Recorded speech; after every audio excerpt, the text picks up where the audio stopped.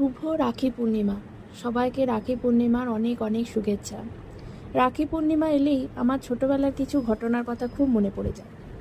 তো রাখি যখন হয় মানে পূর্ণিমার কয়েকদিন আগে থেকে আমি টাকা জমাতাম। মানে মা সেই টিফিনে টাকা দিত ওই আঁচা ঝালমুড়ি এসব খাওয়ার জন্য, সেইগুলো 1-2 টাকা করে জমাতাম। জমানোর পর সেই দিয়ে আমি 2টো স্পেশাল রাখি কিনতাম। আরও অনেক রাখি কিনতাম, সেইগুলো আমার বাবা মাই কিনে দিত, কিন্তু 2টো স্পেশাল রাখি আমি কিনতাম ওই জমানো টাকা দিয়ে, মানে নিজের টাকা দিয়ে। তো সেই রাখিটা হচ্ছে একটা নিজের জন্য আর একটা আমার দিদি মানে আমার দিদিভাইয়ের জন্য। তো সেটা তো একটা গেল। আর দিদিভাই স্কুল থেকে প্রচুর রাখি পরে বাড়ি ফিরতো, প্রতি বছরই প্রচুর রাখি পরেও বাড়ি ফিরতো এবং রাখিগুলো খুলেও এক জায়গায় জমাতো। তো সেবারে হয়েছিল কি, ও স্কুল থেকে ফেরার পর একটা খুব সুন্দর রাখি ও পেয়েছিল।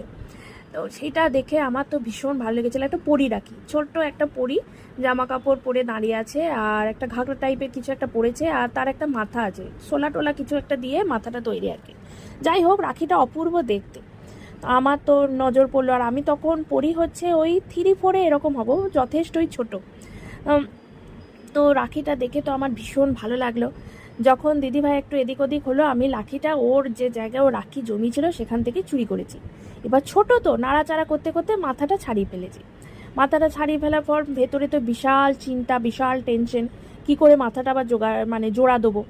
তারপর বাবার যেখানে সব সরঞ্জাম থাকতো, মানে ওই যন্ত্রপাতি, বাড়ির যখন টুকিটাকি সব জিনিস, যন্ত্রপাতি, আঠা, এইসব, সেখান থেকে আমি আঠা চুরি করেছি। আর আঠাটা হচ্ছে ডেনড্রাইট।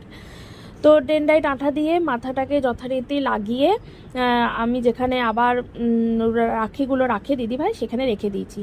তো 5 মিনিট পর মনে হলো যাই দেখে আসি রাখিতে মাথাটা লেগেছে কিনা ঠিকঠাক। দেখতে গেছি, তখন দেখছি মাথাটা আর নেই। আসলে মাথাটা ছিল শোলার, আর শোলা তো ডেনড্রাইটে গলে যায়, মাথাটা গলে গেছে। আমি তো বুঝতে পারছি না, মাথাটা এদিক ওদিক খানি খুঁজলাম, মাথাটা আর পেলাম না। তখন তো মনের মধ্যে বিশাল টেনশন, মানে চাপা উত্তেজনা, টেনশন সব কিছু কাজ করছে। মানে এরপর তো একটা কুরুক্ষেত্রের আভাস পাচ্ছি আমি। বাড়িতে একটা চিল্লামিল্লি হবে, কুরুক্ষেত্র হবে, মা বকা দেবে, কান্নাকাটি, অনেক কিছু ঘটবে। সে বিশাল চিন্তা।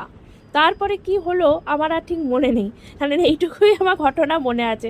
আসলে ছোটোবেলার চিন্তাগুলো বড্ড মিষ্টি ছিল। তখনও আমাদের টেনশন হতো, এখনও আমাদের টেনশন হয়, ভয় হয়, সবই হয়, কিন্তু তখনকার যে ভয় বা টেনশন, সেটা তার মধ্যেও একটা মিষ্টতা থাকতো, কারণ তখন ভয় টেনশনের মধ্যে কোনো দায়িত্ব ছিল না। এখনকার ভয়গুলো, টেনশনগুলো আছে বটে, তবে সেগুলো বড্ড রূঢ়, বড্ড ভারী।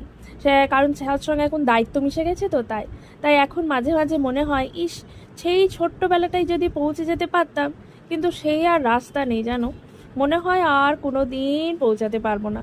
আবার পরের জন্মে যদি ছোট হয়ে মানুষ হয়ে জন্মায়, তখন আবার পৌঁছাবো। তো ঘটনাটা কেমন লাগলো, যাই হোক, আবারও জানাই তোমাদেরকে রাখি পূর্ণিমার শুভেচ্ছা। আজ খুব আনন্দ করো, সারাদিন ভাই বোন, বন্ধু বন্ধু, দিদি বোন সবাই মিলে রাখি পরো, মিষ্টি টিষ্টি খাও, আর খুব খুব আনন্দ।